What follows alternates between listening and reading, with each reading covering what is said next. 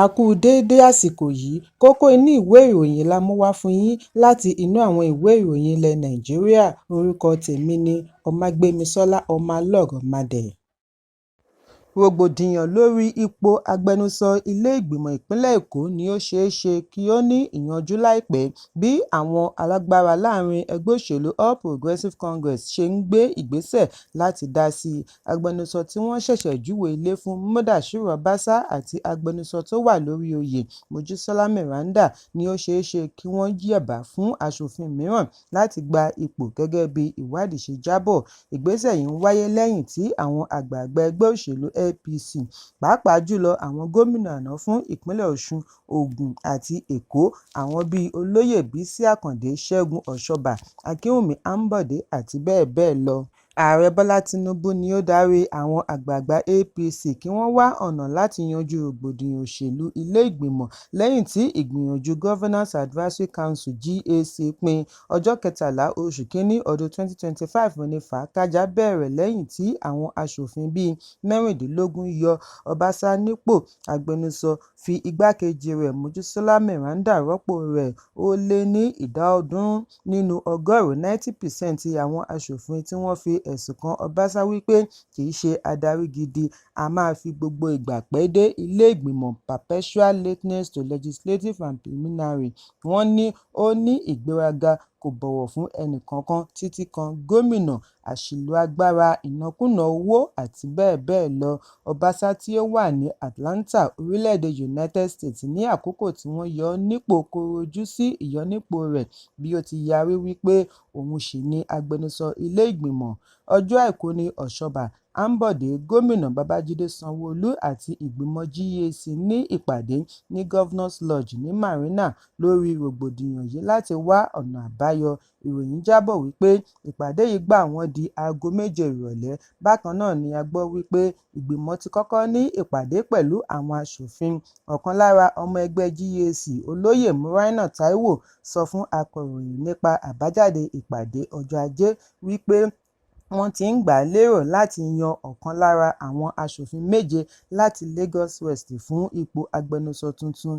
Olóyè Taiwo ṣàlàyé wípé rògbòdìyàn yìí kò ní pẹ́ rọlẹ̀ láàrin ìsìn àti ọ̀sẹ̀ tí ó ń bọ̀. Olóyè Bísí Àkàndé àti Olóyè Ọ̀ṣọ́bà yóò padà sí Àbújá láti lọ fi ọ̀rọ̀ tó Tinubu létí lórí ohun tí wọ́n fẹnu kò lé lórí. Ó ní wọ́n ti dá lábàá fún Obasa àti Meranda kí àwọn méjèèjì jọ̀wọ́ ipò kí wọ́n sì yan ẹlòmíràn, kí wọ́n ṣe àgbékalẹ̀ àwọn orúkọ, nítorí ilé ń ṣiṣẹ́ gẹ́gẹ́ bí ipò ṣe ní agbára tó. Ẹni bá ti lò tó ọdún 2 ní ilé-ìgbìmọ̀ ni ó ní ẹ̀tọ́ àti ní ìgbéga ju ẹni ṣì wà ní ọdún kan lọ. Fún ìdí èyí, wọ́n á padà lọ Àbújá pẹ̀lú orúkọ àwọn 7. Wọ́n ní àǹfààní àti gba ipò ní Lagos West. Bákan náà ni a gbọ́ wípé kò lẹ́tọ̀ọ́ lábẹ́ òfin òṣèlú àti ẹ̀yà láti yan agbẹnusọ láti Lagos Central tí ó wà ní ẹkùn kan náà pẹ̀lú Gómìnà Sanwó-Olú, bí ó tilẹ̀ jẹ́ wípé wọn kò tíì dárúkọ àwọn 7 tí wọ́n ń ṣe àgbéyẹ̀wò wọn. Orísun ìròyìn kan láti Lagos West ta akọ̀ròyìn lólobó wípé David Ṣètọ́njí láti Badagry ni wọ́n tọ́ka sí fún ipò agbẹnusọ. Ṣètọ́njí, tí ó jẹ́ alága àná fún Nigerian Institution of Civil Engineers ẹ̀ka ìpínlẹ̀ Èkó, gba ìwé-ẹ̀rí nínú Master's degree. Ó ti fìgbà kan rí jẹ́ Chief Whip. Ẹ̀kúnrẹ́rẹ́ ìròyìn yìí wà nínú ìwé ìròyìn Punch tó jáde lónìí. Àwọn alágbàtà epo ti fi ẹ̀hónú wọn hàn lórí ẹ̀sùn ìtàbùkù sí àwọn awakọ̀ àjàgbé epo láti ọ̀dọ̀ àwọn òṣìṣẹ́ ìjọba ìpínlẹ̀ Èkó. Wọ́n ní èyí lè yọrí sí ọ̀wọ́ngógó epo fuel scarcity láìpẹ́, pàápàá jùlọ bí àwọn ilé epo kan ṣe tilẹ̀kùn pa ní àwọn apá ibì kan ní ìpínlẹ̀ Èkó.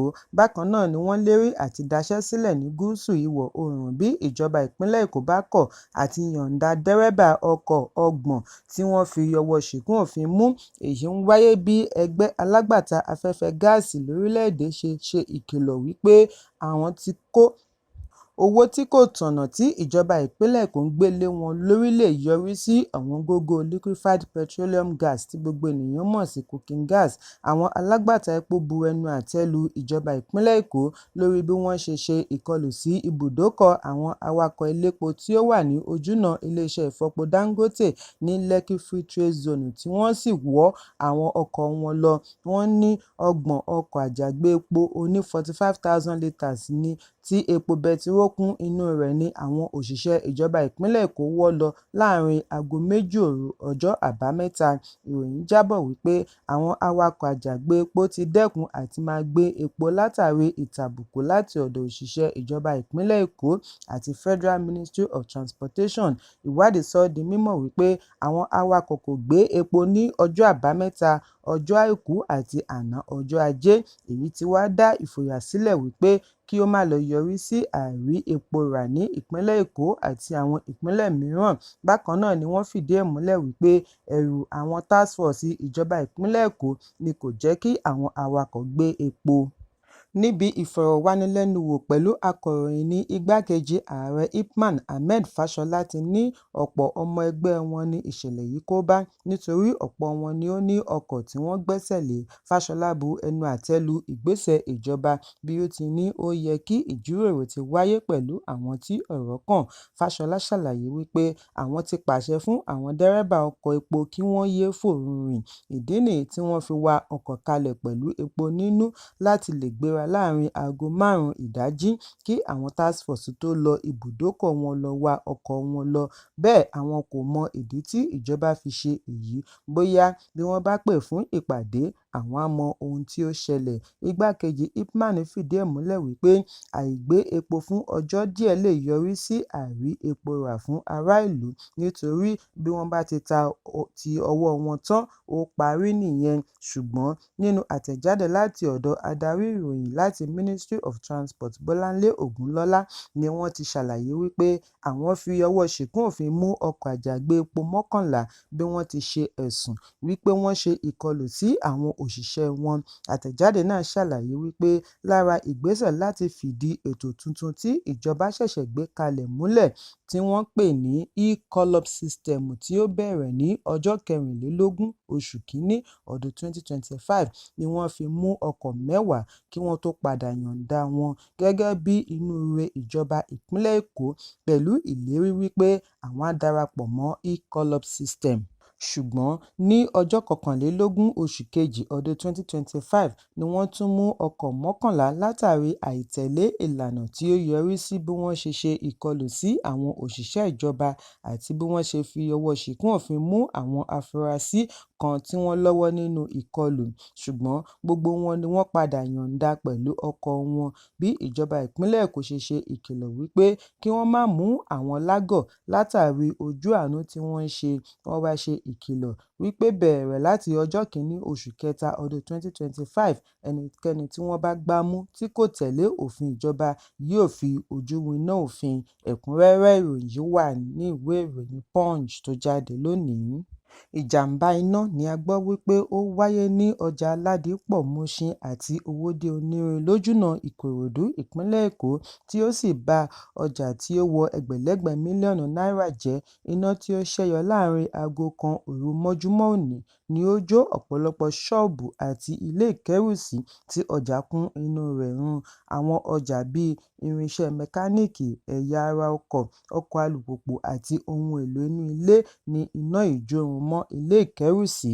Adarí àjọ panápaná ní ìpínlẹ̀ Èkó Margaret Adéṣeyẹ ṣàlàyé wípé àjọ alámòjútó ìṣẹ̀lẹ̀ pàjáwìrì láti Ìsọlọ̀, Bọ́ládé àti Aláùsá gbogbo wọn ni wọ́n súré dé ibi ìṣẹ̀lẹ̀ láti kápá iná yìí pẹ̀lú gbogbo ìpèníjà tí wọ́n kojú.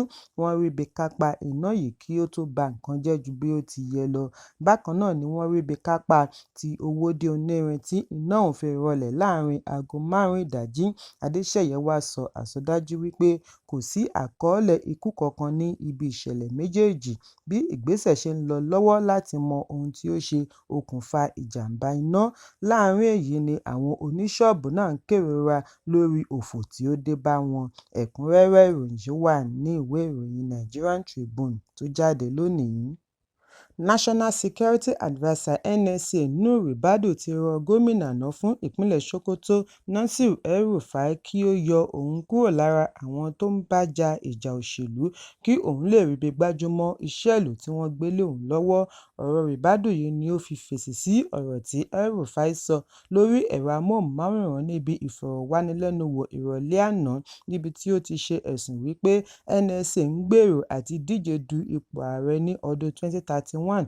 Ìdí nìyí tí ó fi fẹ́ mú àwọn tí ó lè bá a figagbága ní ẹkùn àríwá kúrò lọ́nà síwájú ìdìbò. Nínú àtẹ̀jáde orí ẹ̀rọ abánidọ́rẹ̀ẹ́ ni Ribadu ti da àhesọ yìí nù bí ó ti tẹnumọ́ wípé òun kò lè wọ gbólóhùn asọ̀ pẹ̀lú gómìnà àná. Ó ní bí kì í bá ṣe wípé ó pọn dandan kí òun fèsì kí wọ́n má baà rò wípé lótìítọ́ lọ̀rọ̀ tí Rufai sọ, òun ìbá má ti fèsì nítorí ọwọ́ òun kò dilẹ̀ tó gbogbo ràkàtíà tí El-Rufai ń bá kiri. Ẹ̀kúnrẹ́rẹ́ ìròyìn yìí wà nínú ìwé ìròyìn The Nation tó jáde lónìí. Kókó inú ìwé ìròyìn tòní kò ní jù báyìí lọ. Ẹ pàdé mi ní ìrọ̀lẹ́ fún àkọ́tún ìròyìn. Kí a tó lọ, ẹ má ṣaláì fi àkíyèsí yín ránṣẹ́ kí ẹ sì bá wa subscribe sójúnà wa lórí YouTube kí kókó inú ìwé ìròyìn lè máa tẹ̀ yín lọ́wọ́ ní kíákíá.